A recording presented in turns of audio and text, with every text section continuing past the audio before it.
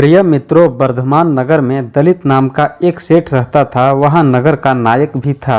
उसकी सेवा भाव से वहाँ की प्रजा और राजा दोनों ही प्रसन्न थे।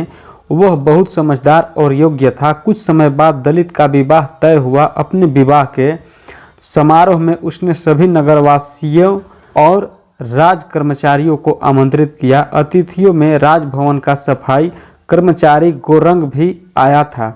वह उत्सव में मौज में आकर ऊंचे आसन पर बैठ गया। सेठ दंतिल ने उसे पहचान लिया। उसकी दृढ़ता से नाराज होकर सेठ ने उसको धक्के देकर बाहर निकाल दिया। गोरम अपमान से धधक उठा।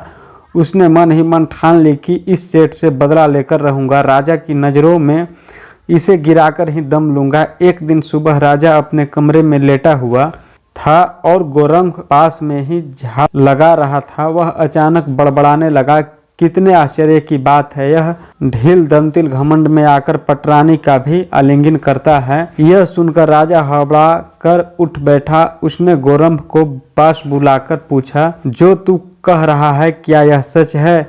गोरंभ ने घबराई आवाज में उत्तर दिया, स्वामी, मैं सारी रात जुआ खेलता रहा, इसलिए नींद सी आ रही है। शायद मैं उन्नीदेपन में ही कुछ बड़बड़ा रहा था। गोरंभ तो बात टाल गया, किंतु राजा के मन में ईश्वरिया की आग भड़क चुकी थी। वह सोचने लगा कि दंतिल का महल में बेरोक टोक आना जाना है, इसीलिए हो सकता है कि गोरंभ ने कभी दंतिल की रानी का आलिंगन करते देख लिया हो। शंका के कारण राजा के मन में दंतिल के प्रति बैर भाव जाग उठा। उसने अगले ही दिन राजभवन में दंतिल के प्रवेश पर रोक लगा दी। दंतिल से हक्का बक्का रह गया। वह सोचने लगा, उसने तो राजा या उसके परिजनों का कभी स्वप्न में भी बुरा नहीं चाहा, तब राजा मुझसे इतना विमुख क्यों हो गया? एक दिन दंतिल कुछ सोचकर राजभवन पहुंचा। द्वारपाल ने उसे रोक दिया। वही मौजूद गोरंभ ने सेठ पर व्यंग कसते हुए द्वारपाल से कहा, अरे भाई, इनकी क्यों रोकते हो? ऐसा न हो कि तुम ही धक्का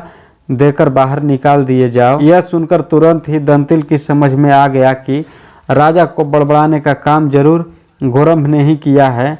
वह जानता था कि चाहे गोरंभ अकुलीन हो या मूर्ख, लेकिन राजा का सबसे छोटा सेवक होते हुए भी वह सब जगह मान पाता है। लौटकर दंतिल ने ठंडे मन से सोच विचार किया। फिर उसने गोरंभ को अपने पास बुलवाया और वस्त्र आदि से उसे सम्मानित किया। फिर बोला, मैंने उस दिन तुम्हारा अपमान इसलिए किया था कि तुम विद्वानों के सामने ऊंचे स्थान पर बैठ गए थे, लेकिन उसके लिए मैं अब तुमसे क्षमा मांगता हूँ।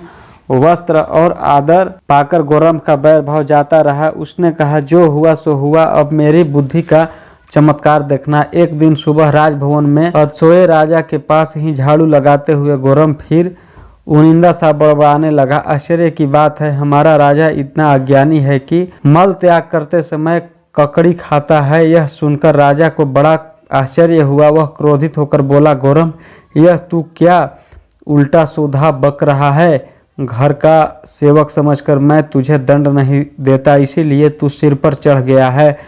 तूने मुझे कब इस प्रकार ककड़ी खाते देखा? गोरंभ ने घड़बड़ाई हुई आवाज में कहा, स्वामी, जुए में रात भर जागने के कारण मुझे नींद सी आ रही है, इसीलिए पता नहीं मैं क्या क्या बक गया।